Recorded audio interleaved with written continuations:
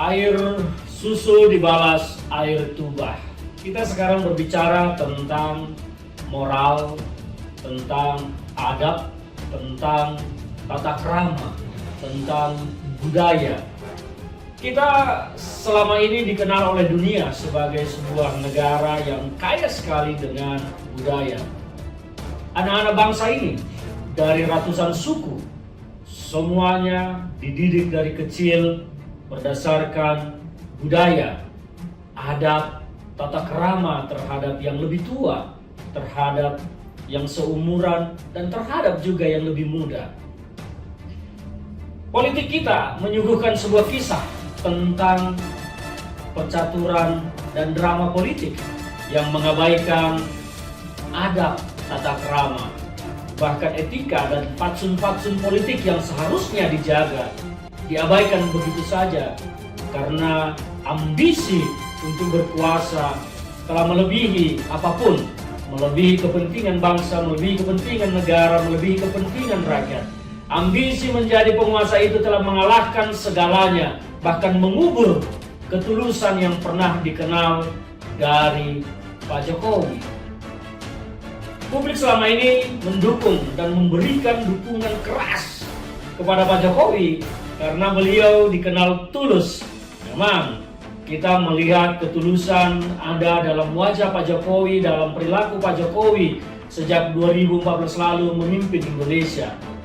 Beliau begitu dicintai rakyat. Kenapa rakyat begitu mencintai Pak Jokowi? Karena beliau terlihat tulus.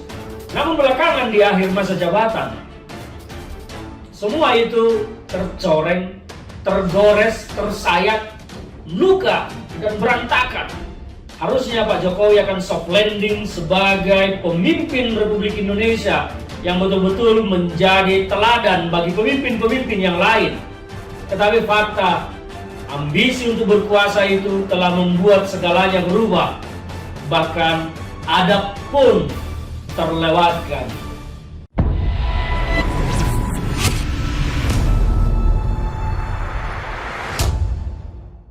Soal kasus bajingan tolol, ya, ini pelapor yang melaporkan Rocky Gerung dari PDIP berniat cabut laporan. Katanya kok rasanya Rocky ada benarnya juga. Ya, setelah PDIP dikuyo-kuyo sama Jokowi, ya baru sekarang tahu rasanya kan.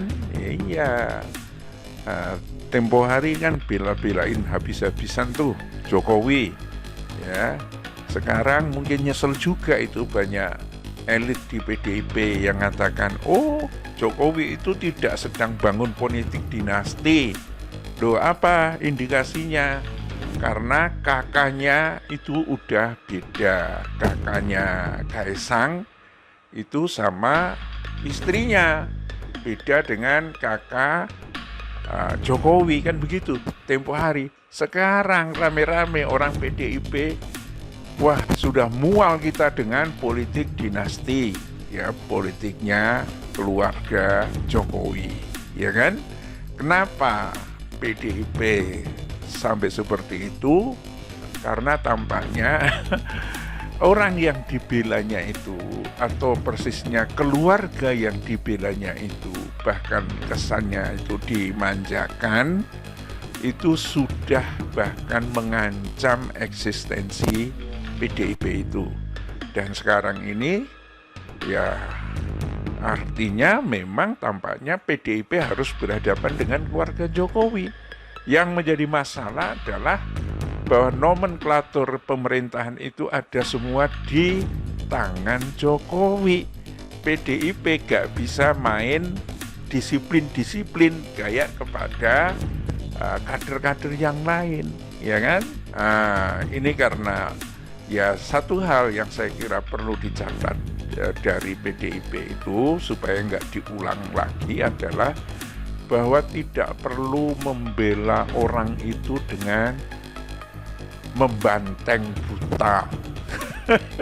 Bukan membabi buta, tapi membanteng buta, ya. Nggak usah, normal saja gitu kan. Karena belum tentu yang dibela itu punya rasa terima kasih. Dia akan minta pembelaan lebih lanjut ya, seperti diceritakan oleh Hasto Kristianto itu akhirnya minta 3 periode. Ya, konstitusi pun mau ditabrak kan begitu. Semuanya ditabrak semua. Karena sebetulnya kekuasaan itu semakin besar akan membawa rasa haus semakin tinggi kalau orang tidak mampu mengendalikan diri. Ya, jadi sebetulnya Jokowi ini juga ditindas oleh kekuasaan itu sendiri melalui halusinasinya.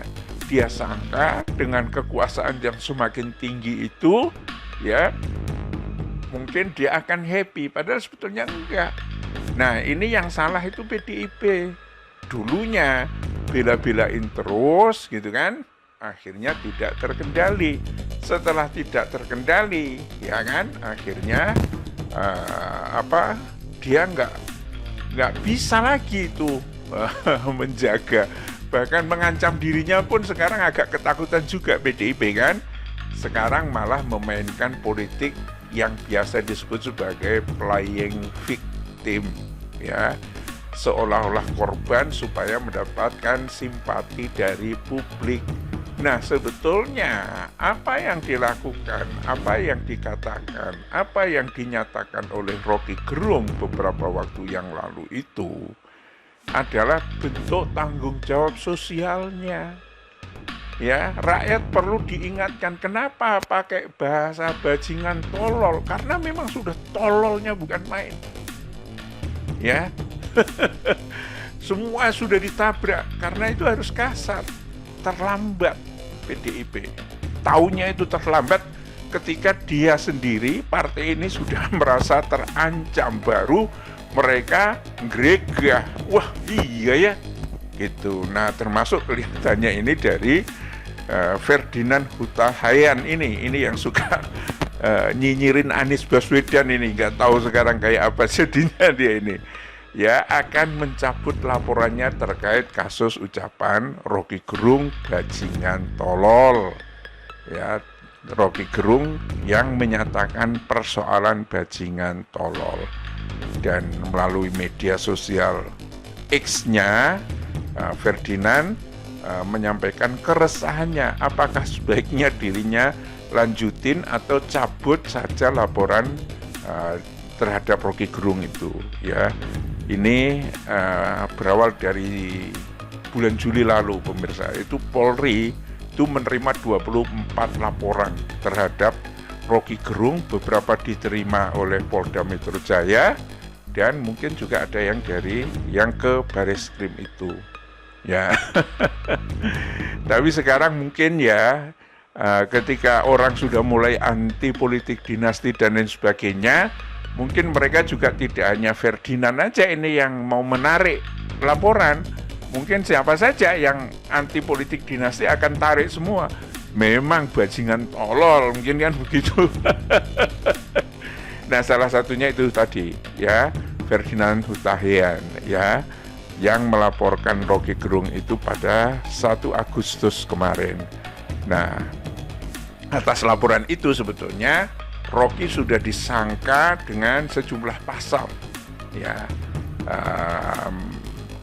terutama di Undang-Undang ITE dan bahkan juga KUHP. Itu Bareskrim Polri sudah informasikan bahwa status perkara dugaan penyebaran berita bohong Rocky Gerung telah dinaikkan ke tahap penyidikan. Artinya sudah ditemukan unsur pidana. Saudara RG sebagai terlapor saat ini tentu saja akan secara formal kita panggil lagi setelah penyidik mengumpulkan hasil-hasil penyidikan saksi-saksi, ya. Itu kemudian dipanggil lagi. Itu dikatakan Dirtipidum Bareskrim Polri Brigjen Juhandani, ya, dan Raharjo Putro, ya, itu disampaikan di wartawan.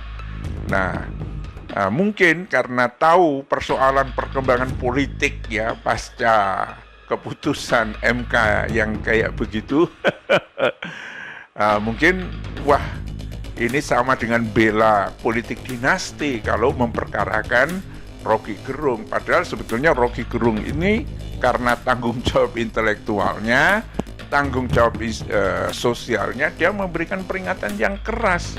Ya memang keras banget. Itu seperti tamparan lah. Tapi kan nggak mungkin nampar pakai tangan. Ya nampar pakai kata-kata itu. Ya, ketika orang itu sudah korupsi, sudah ini politik dinasti macam-macam merusak negeri itu, ya layaklah disebut sebagai bajingan tolol.